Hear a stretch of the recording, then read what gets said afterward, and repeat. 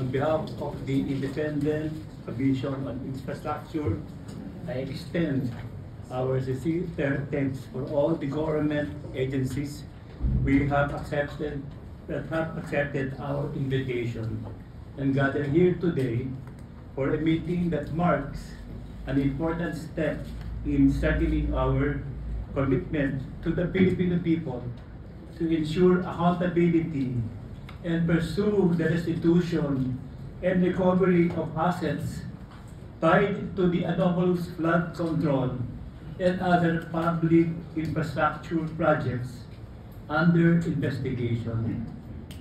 Before we begin, please let me acknowledge the presence of our partners and representatives from the following agencies. I won't want any more mention their names. We have the DOJ, Department of Justice, Department of Public Works and Highways, Office of the Solicitor General,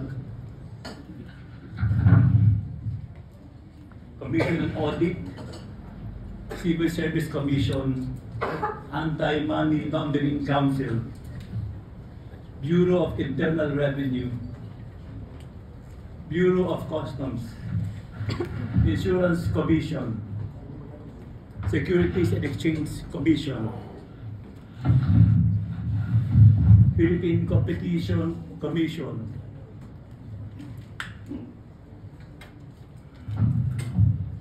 Maritime Industry Authority, Cybercrime Investigation and Coordinating Center, and Civil Aviation Authority of the Philippines. We likewise make mention of the National Bureau of Investigation.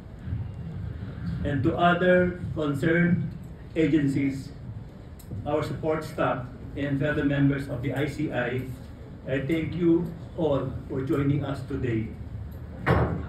Our country is in crisis. The flood control scandal is on everyone's minds every day. We are all enraged, hurt, and betrayed by what was done to deliberately manipulate our finances and only to feed the greed of not a few government officials.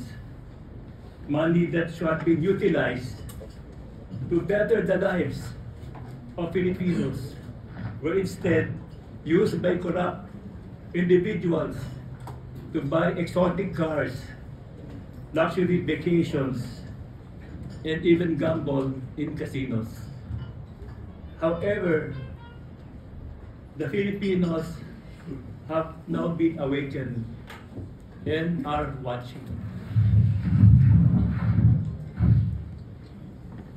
We are gathered here to advance a critical and vital part of the ICI's mandate, which is to hear, investigate, receive, gather, and evaluate evidence, intelligence reports, information against all government officials and employees, and any other individuals involved in these anomalous irregularities and misuse of funds in the planning, financing, and implementation of government flood control and other infrastructure projects nationwide.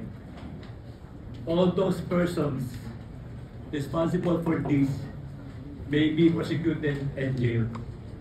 But to completely heal our nation, justice is not enough. We need restitution. Again, we need restitution. The law defines restitution as an act of making good or giving equivalent for any loss, damage, or injury and indemnification. We, the different agencies of the government, are all here today to bind together our resources to go after and recover the assets of these criminals. That is our goal. These assets were purchased using public funds. They belong to the Filipino people.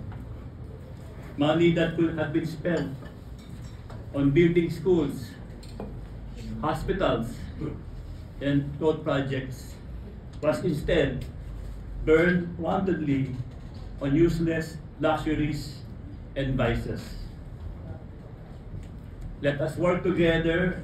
Let us recover what was stolen.